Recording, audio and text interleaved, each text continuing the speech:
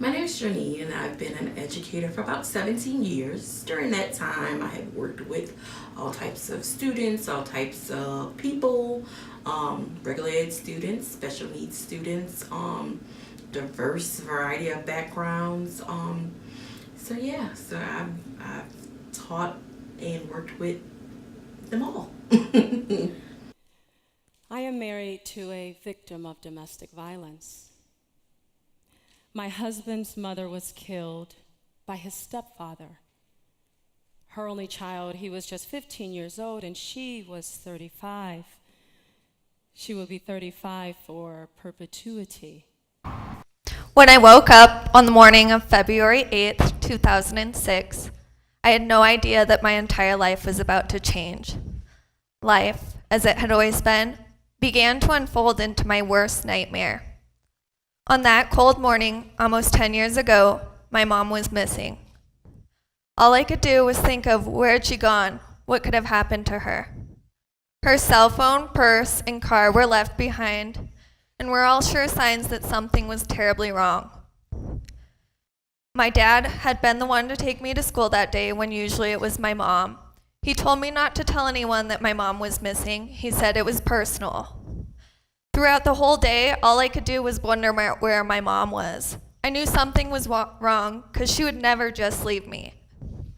Later that day, a detective showed up at my school to question me. He told me my family in Wyoming had been calling and that they couldn't get a hold of my mom. After school that day, I was sent to a foster home and couldn't have any contact with any of my family. I stayed there overnight, not having a clue about what was going on or about what had already happened. The next morning, the detective and some of my teachers sat me down, and from that moment on, my whole life changed. I was told that my dad had been arrested for brutally murdering my mom. 37 stab wounds and a slit to the throat took my mother's life. We seemed like the average, normal family living a normal life. But what you see on the outside is not always what it appears to be. A lot happens in the privacy of people's homes, behind closed doors. I was 12 at the time, and my life was completely turned upside down, inside out, in every which way but normal. I was faced with some really tough changes that could have led me down a path of total destruction. I basically lost both of my parents on that day, and the days to follow were very scary and confusing. I was living in South Dakota at the time, and within 24 hours I found myself to live with my grandparents in Wyoming with literally nothing more than just a suitcase full of clothes. How many years did you say you've been working with a lot of students? 17 years. And out of all the 17 years, have you ever got a domestic violence case? Yes. Yeah, during that time, I've had several at several different schools that I've worked under. And out of all the domestic violence cases you have gotten, what race were they predominantly? I can't really say that it was, a predominant race that those cases involved. It's all over, huh? Yeah, it was, diverse cases. Do you think domestic violence affects your students? Yes, I do. The cases that I have dealt with, I have seen it affect them in various ways. Some children shut down and get withdrawn, and they don't want to be with friends, and kind of start lagging behind in the schoolwork, and then some students really act out and fight and get into trouble and do things that are normally not their expected behavior. Is it really easy to depict domestic violence cases and what's going on at home in the kids' behavior? No, it's so many things kids could deal with today. So it's not easy. The best thing you can do is always set relationships with your students, and I've been fortunate that I've always established great relationships with my kids. So they were able to tell me. They didn't come forth right out and say what was going on, but when I noticed things happening in their behavior or in their lack of schoolwork, I was able to dig a little deep with them and them, you know, feel comfortable with telling me what was going on. Are students willingly easy to talk to about what's going on at home? Not for you, but in general. No, in general, it's very difficult. You know, it's very difficult to really say what's going on. You know, I recently had a case where a child was making up stories of, you know, I think it was stuff that she saw on TV to try to counterbalance what was happening at home. You know, she would really just lie and make up these elaborate stories. You know, I can see she had a great imagination, but she would make up these elaborate stories to hide the fact of things that was going on at home. But you know, as it started to become something that she felt she needed to reach out to an adult about, you know, she broke down. Wow. Do you think students that are going through domestic violence at home should be removed from the household and into foster care? That's a tough one.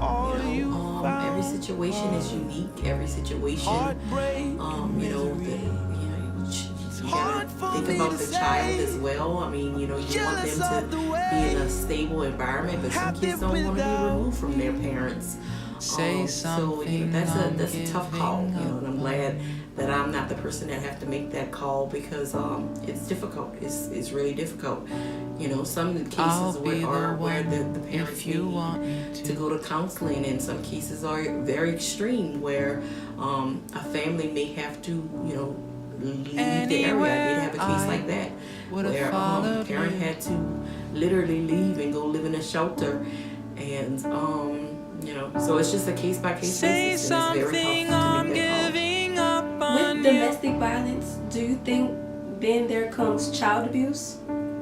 Sometimes it can lead to child abuse. You know, sometimes where when it's going on with a man and a woman, the woman is being the victim. Sometimes that is when the mother finally says enough is enough, when it turns on the child. You know, when she sees that the abuser is now trying to abuse the child, is when they run. So I'm still learning to love. October is coming up, which, if you didn't know, is also Domestic Violence Awareness Month. It's important to know that domestic violence doesn't look the same in every relationship, because every relationship is different. The one thing most abusive relationships have in common is that the abusive partner may do different types of things to maintain control and power over their partner. It's also important to recognize that abuse can come in many forms. It's not always physical. Other types can include emotional or verbal abuse, sexual abuse, financial abuse, digital abuse, and stalking. One film that looks to shed light on the problem of domestic abuse in relationships is Till Death Do Us Part, starring Taye Diggs and produced by my good friend Marcus Houston. The film revolves around a woman trying to escape an abusive and controlling spouse by creating a new identity for herself. The film hits theaters this Friday, September 29th, and The Reel has an exclusive clip for you to see. You're the one. Fine, I'm gonna go stay at Chelsea's.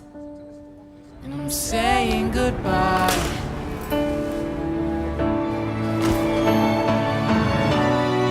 Say something, I'm giving up on you. You trying to piss me off? After all I've done for you, you're gonna run? Stop. And I'm sorry Stop with that. It is not that about I that. couldn't get to you. What about love? What about our wedding vows? You told me that you would protect me from anyone and anything else out there, and the main thing I need protection from is you.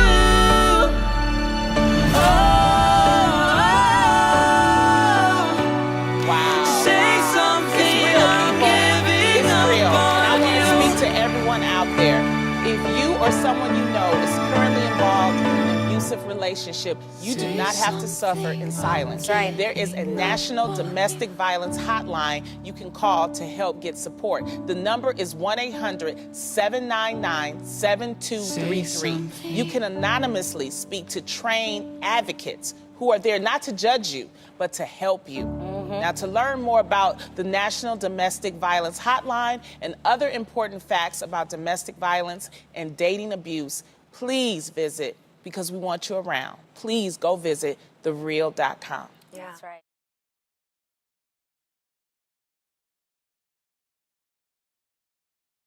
It is hard to imagine a more glamorous star, and she is breaking her silence for the first time since we saw that picture of her so bruised and battered last February.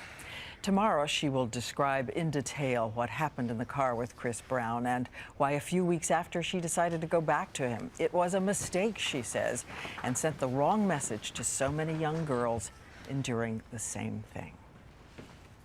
Hey, So successful, so powerful, so bold. Once a little girl from the tiny island of Barbados, she had dreamed her way into one of the biggest careers in music. Starting at age 16, Rihanna would have more #1 songs than any other artist in this decade.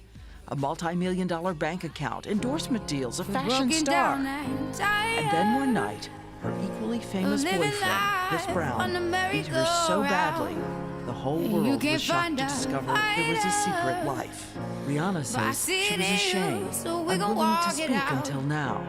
To those of us who thought, how could it happen to someone so strong? I am strong. We gon' walk it out and this happened to me. I didn't cause this. I didn't do it. This happened to me, and it can happen to anybody. There are a lot of women who've experienced what I did, but not in the public. So it made it really difficult. I just felt like, oh my God, here goes my little bit of privacy just be exposed. Like it's something that nobody wants anybody to know. Why the shame? Because I didn't want people to think that that's the kind of person I fell in love with that person. That's embarrassing. That's embarrassing that that's the type of person that I fell in love with. The silence is so far in love. So unconditional that I went back. On average, I think it takes a woman 7 times before she leaves. But I promise we would take the world to its feet. I don't want that to happen. That's not what I want to teach people. But again, people,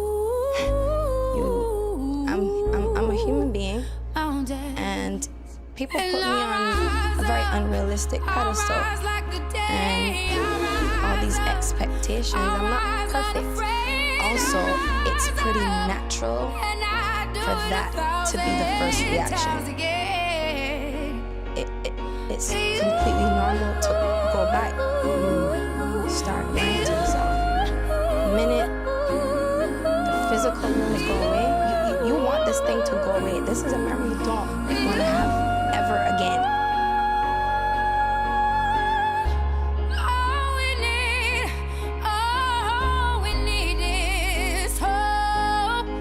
That we have each other. And I realized and for that we have each other. Yeah. My selfish decision for love. We will rise, we will rise. Result